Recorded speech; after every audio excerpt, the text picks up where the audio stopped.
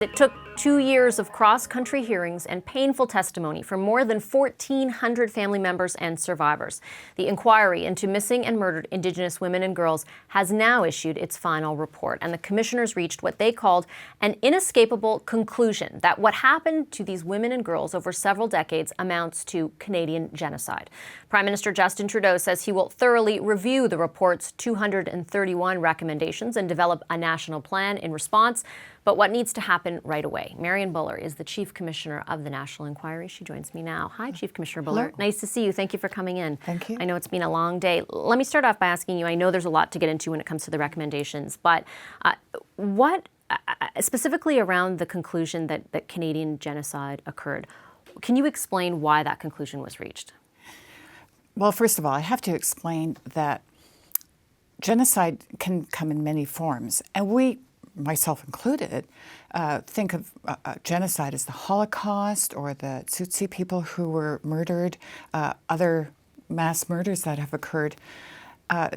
That's only one type of genocide. There are other types of genocide.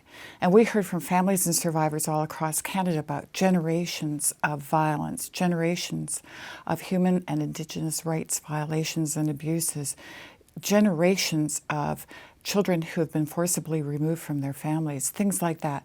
The only conclusion could be genocide.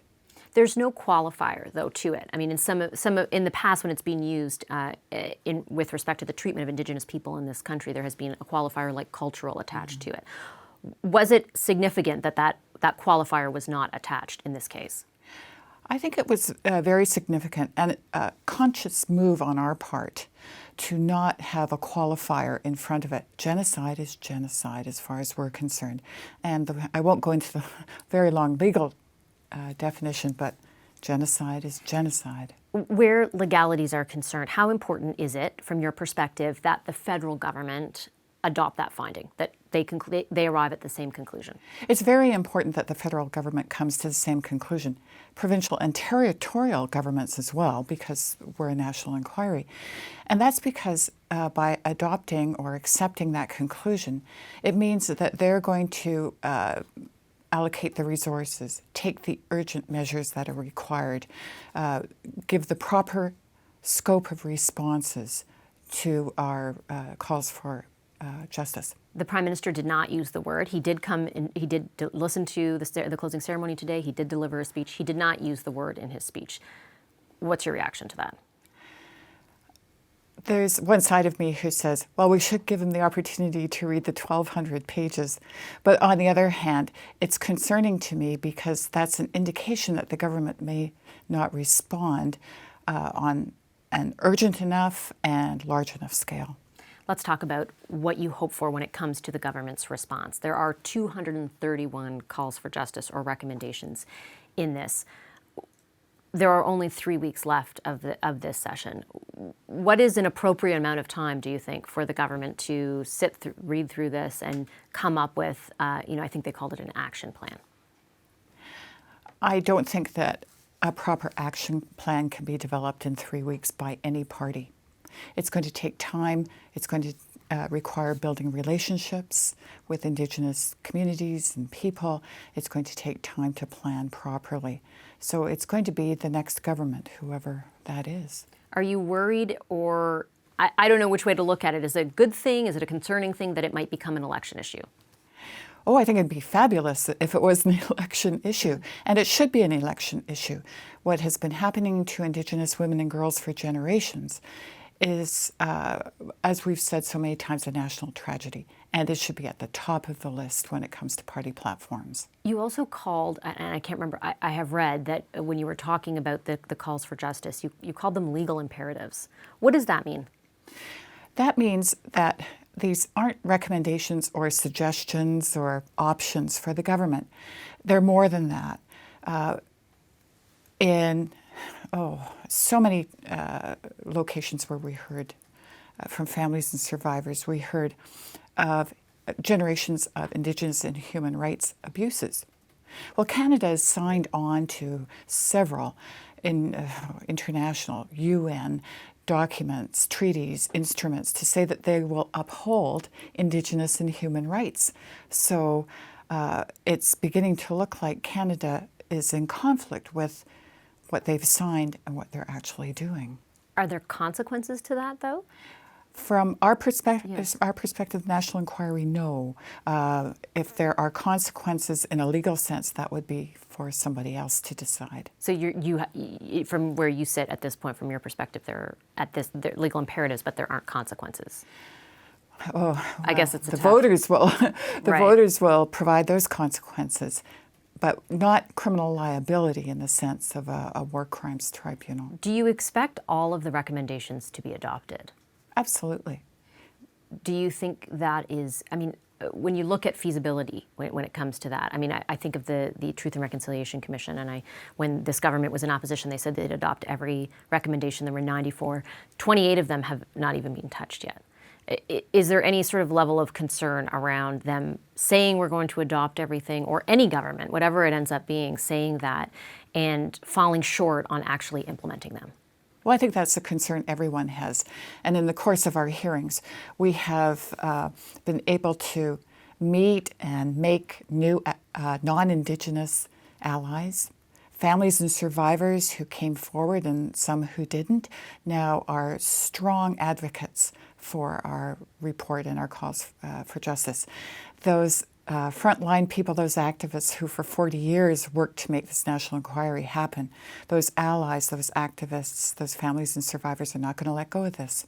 What differentiates this from, and I know obviously in scope it's much bigger, but I remember when there were calls under the previous government for this inquiry to happen. And I remember, I think it was Peter MacKay, who was the Justice Minister at the time, referred to, I think he said there were 40 studies that had been done in the past, that, focus should be on action, not on studying further. What new is there in this? There's a lot of new in this because over 2,000 families and survivors came forward and told their truths that hadn't been told in public before or hadn't been recorded in some other way. I know it sounds kind of like a bad expression, but the people have spoken, and they didn't speak before in these ways in those earlier reports. All right, I'll leave it there. Thank you very much, Chief Commissioner Buller. Appreciate your time this afternoon. Thank you. This process has tested me to my core. As a non-Indigenous person, I have struggled to come to terms with my role in Canada's genocide.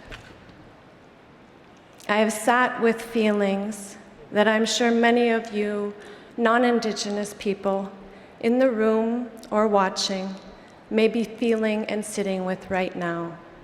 Shame, guilt, denial, that urge to say no, no, no. That's not what this is. This is not who I am. I didn't play a part in this. My ancestors didn't play a part in this. We're good people, no. But it's the truth. It's our truth. It's my truth. It's your truth. That was one of the 4 commissioners speaking earlier today before delivering their final report on missing and murdered Indigenous women and girls in this country. The report says the deaths and disappearances amount to a, quote, Canadian genocide, and it has made 231 recommendations or calls for justice to government and police to help address the problem. Prime Minister Justin Trudeau is vowing action, but he stopped short of calling it a genocide. Will that change? And what will the government prioritize when it does take action? Carolyn Bennett is the Minister of Crown, Indigenous Relations. She joins me now in studio. Hi, Minister. Nice to see you. Thanks for coming in. Will the government be calling what happened to Indigenous women and girls in this country a genocide? We have accepted what the Commissioner's recommendations or calls for justice are. This is a very important part of the report to the families. This is what they heard. And yes, we will support the Commission's findings. So the government will term this a genocide? Well, I think it's from the colonial policies that have been ongoing, from the Indian Act to residential schools to 60 Scoop to these were government policies that resulted in this vulnerability of Indigenous women and girls. It is, throughout the pre-inquiry, we were clear that racism and sexism kills, and so this was about the families and the survivors. This was to be the center of the report, and now the Prime Minister, has been very clear. This report won't sit on a shelf. That we need a national action plan with all of the partners, the provinces and territories, municipalities, Indigenous governments, to go forward in a distinctions-based way, First Nations, Inuit, and Métis, bottom up with regional sensitivities, and because right from the beginning, our job was to do what those people who came to the Hill 14 years ago asking us to do. It needed to be justice for the families, support and healing for the families, and also to put in place concrete measures to make sure this wouldn't happen again. The prevention, so that other families wouldn't have to put up with. And I'll ask you about that in a second. I take your point, but I don't hear you using the word genocide. And the Prime Minister today, in his remarks, also did not use that word. Why not? I think the Prime Minister felt very strongly that the media reports and the leaks were there, but that we needed to formally receive the report as we respond, and that we promised we would respond with our partners as we go forward. It was very, very clear. He didn't want to say the term unless he had read it himself in the report, because it's not just through the leaks. I mean, it's the actual report that goes over. There's going to be a supplementary report as well, just simply focused on genocide and why the commissioners decided it should be called that. Yeah. So you're saying he's waiting for that? Well, I think that it is a matter of us working with our partners, but we are accepting what the commissioners found, yes. So it was a genocide? That's what the commissioners found. Okay, Minister, let me ask you about the recommendations. 231 calls for justice. Will your government accept all of them? So that's why the National Action Plan becomes so important. Obviously, we had always said that we wouldn't wait for the final report and that we would get on with the things that families and survivors had told us we needed to get on with. And so from the social conditions to shelters to changes in child and family services, the healing supports, all of those things, we've been moving on those things, but we know that today we have got to get together with our First Nations, Inuit, Métis partners to really make sure there's an action plan of what, by, when, and how. What is the timeline on that plan? And I ask because you're up against a clock right now. The House is only sitting for another 3 weeks. It will rise and we head into an election. Is there any realistic possibility that a concrete action plan based on these recommendations, not just what you've done in the past, based on these new recommendations, will actually happen? Well, I think that we need to get to work right away with our partners to actually even determine the process to develop that plan as what are the priorities, the what, by, when, and how. How do we work with our partners to make sure they feel that they've been heard and that everybody, that the provinces and territories, municipalities, Indigenous governments see themselves as part of it. The other plan, I think, that was very clear in the report was how do we get all Canadians on side to see their role in calling out racism and sexism? How do we make sure all Canadians feel that they are part of ending this tragedy? There is, though, a focus on what the government can do as well, obviously, right? A lot of the recommendations. And I want to make sure we have a sense of how this government would or promise to act on whatever you adopt. And I'm asking because, for example, with the TRC recommendations, 94 recommendations when your government was in opposition, you accepted all of them. 28 of them haven't even been touched yet. So when you're talking about 231 recommendations, what is a realistic sense? And some of them which are very, basically overhauling the justice system. What kind of action can people who are affected by this expect to see? Well, I think, on the TRC calls to action, we're at 80% done or well on their way, and so we are. We have 28 of 94 that haven't even been started. Well, I think of the federal ones, but okay, well, let's just say we're going to start by starting. And so starting by starting means that firstly, we have to make sure that this isn't done unilaterally top down. They've been very clear. It has to be nothing about us without us. And in developing that National Action Plan, that will take whatever time it takes to get it right and make sure our partners are working with us on this. So, but there are some things that I think they've asked for that we will want to do and look at, and Can obviously... you do that before the House rises? Like, is there basically, will anything change between today and when the House rises? I think so. And I think that the kind of work that Minister Monsef has been doing on commemoration, the kinds of things that were even in the response to the interim report. Again, the dollars for healing, the special unit within the RCMP on best practices, the other initiatives with law enforcement. But will there be any sort of response to today's report, I guess, between now and the end of the month? Well, as soon as we get through, as you've said, it's substantial. Perfect. And that we will, this is the art of the possible, and we're going to do everything we can. We will not let these families down. This is too important, and that we want to do everything possible. Okay, I have to leave it there. Thank you, Minister Bennett. Thank you. I appreciate your time today. Thank you.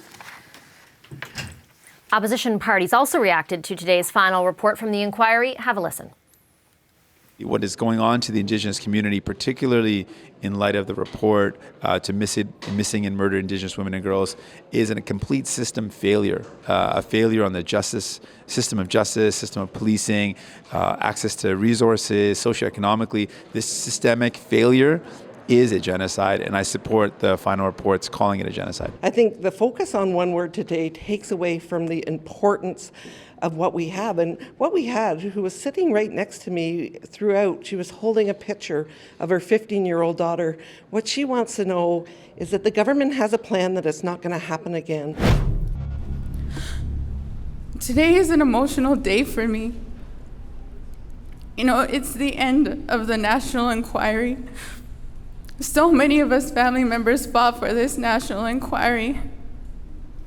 Some of it was good, some of it was bad. Some families couldn't even testify, it was just too hard. Canada is a first world country. This shouldn't be happening here. We need to lead by example. This has got to stop. It took 2 years of cross-country hearings and painful testimony from more than 1,400 family members and survivors. The inquiry into missing and murdered Indigenous women and girls, though, has now issued its final report, and the commissioners reached what they called an inescapable conclusion that what happened to these women and girls over several decades amounts to Canadian genocide. The report finds Indigenous women are 12 times more likely to be murdered or go missing than other women. It also finds they are attacked physically or sexually almost 3 times as often as non-Indigenous women. Prime Minister Justin Trudeau says he will thoroughly review the report's 231 recommendations and then develop a national plan in response. But how have families viewed this entire process? Maria Jaco is the aunt of Maisie Ojek, who went missing in 2008. She joins me now. Hi there. Hi. Thank you for being here. I really appreciate it. Thank you for having me. Start off, if you can, just by telling me about your niece. My niece, Maisie, she's vibrant. She was 16 when she went missing, and she was full of life, and she was happy-go-lucky, and she loved my kids, and she was just everything. She was full of life, and she was everything to our family. And what happened? She went missing with her friend September 6, 2008, and she went missing without a trace. So no follow, no leads, no nothing. It's over 10 years later, and still missing, still no clues, still no answers. What has the process been like since then? Like your involvement with, let's say, police or those who should be investigating this type of thing. What has it been like for your family? It's been difficult, you know, because nobody went missing in our community, and so this was a first. So it wasn't properly, like the girls, there was no Amber Alert. The girls were both 16 years old. There was no Amber Alert given, you know, and just families doing a lot of work, families doing everything. Like I didn't know what to do at the time. I lived in Ottawa, and I wanted to be back home, and I wanted to help and do something in some way. And I ended up creating a website because I just learned how to make websites, and I still have it going. It's findmaisieandshannon.com, and it's a website where you can donate for a reward, or you can send in emails, or you can find out you know what's going on. What does it say to you that you and your family had to set that up? That speaks volumes, you know, because I set up the first official search, which, you know, Maisie and Shannon went missing September 6, 2008, and I've contacted our CMP. They told me about Search and Rescue Global 1. They told me about Missing Children's Society of Canada, and through all this knowledge, then I set up the first search with Search and Rescue Global 1, and that happened December of 2008, 2 months after the girls went missing. Do you feel like the support that you should have had was not there from, for example, agencies like the RCMP? Yes, I've talked with the RCMP on the phone, and that's for hours and hours and hours, because I wanted to know what can I do? I feel helpless here, you know, and you know, I know that they had to be invited into our community, and they had to work with the police, but it's difficult because, you know, there was nothing in place for what goes on. But now I know, you know, and now I feel like it could help other families because I know the process, you know. Do you feel like there is more awareness? This is 10 years ago you're talking about. Do you feel like, I mean, we're obviously here today because the inquiry has released its final report, but do you feel like things, if this were to happen now, it would be different? Yes and no, because it would be different in that, you know, that now we have MMIW. We didn't even have that when Maisie and Shannon went missing. We didn't even have that term when they went missing, you know. Right. And so we have that, and and this inquiry was a place that, you know, families can tell their stories, you know, and families can relate to one another, and we have that now. But still, we don't have anything in place that, what happens if somebody goes missing in our community again? Do you feel like anything would be different today if someone went missing in that community? Well, somebody did go missing in our community, and again, and right away I called and I was like, let's contact Search and Rescue Global One. Let's do this. Let's do that. You knew know what to do. Yes, and fortunately the girl was found right away, and it happened again. You know what I mean? So we knew, and then we were able to take these little steps. You know, but do you still feel like the onus is on the community? Like, do you feel like you're still the one who has to do that stuff? Or is there more help? There's our community. We have a great community, Kitaganzibi. Like you know, a lot of people have come and they've done searches in our community, and I feel our community is great, you know. But yes, you know, to have something implemented that is, you know, that is something that we can follow and structured, you know. That's a lot amazing. That's a lot of what today is about, right? Like it's a call to action. There's 231 recommendations for the government. You know, lots of people from the government are watching right now. If you had a message for them today, what is it? Well, I think that these 231 calls for action, it's a great step, you know, because it's something, you know. The last government didn't even do an inquiry. We have this inquiry now, you know. This is a step in making real change, is implementing those 231 calls to action, you know, because the TRC had 94 calls to action, and even before the RCAP, they had 440 calls to action in 1996. And just now, some of those RCAP calls to actions are just coming to fruition, and it's 25 years later.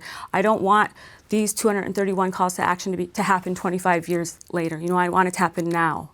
Do you have faith that will be the case? Like, do you think enough has changed in 25 years? Do you think society wants government? Like, do you know what I mean? Do you have that feeling that this could be different, or are you skeptical that because in the past they've fallen short, the government could again, or any government? I am, but at the same time, this is the first government that they said they were going to do an inquiry. An inquiry was done.